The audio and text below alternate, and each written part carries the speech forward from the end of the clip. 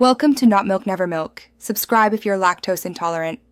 In this video, I will explain how to make quality soup. First, the secret to a truly delicious soup starts with its foundation, a rich, flavorful stock or broth. You can make your own by roasting bones and vegetables for about 30 minutes before simmering them.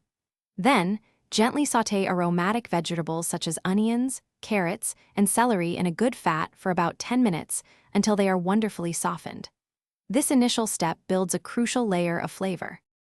Once your base is established, it's time to deepen those flavors. Incorporate dried herbs and spices early in the cooking process, allowing them to bloom in the hot liquid. Then, let your soup simmer gently. This can range from 30 minutes for a quick vegetable soup to several hours for a heartier one. Remember to taste as you go, adding salt and pepper in small increments, and make your final seasoning adjustments just before serving. Achieving the perfect texture is key to a satisfying soup. For a thicker consistency, you can create a slurry by mixing 1 tablespoon of flour or cornstarch with 2 to 3 tablespoons of cold water, then slowly whisk it into your simmering soup. Alternatively, puree some cooked starchy vegetables or legumes directly in the pot for a natural, hearty body. For a luxurious, creamy finish, gently stir in heavy cream or a dollop of yogurt.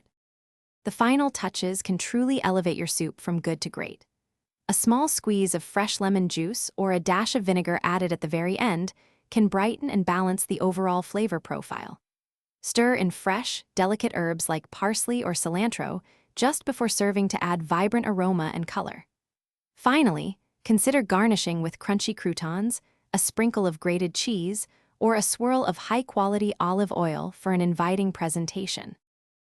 Thanks for watching. If this was helpful, leave a like and consider subscribing. See you next time.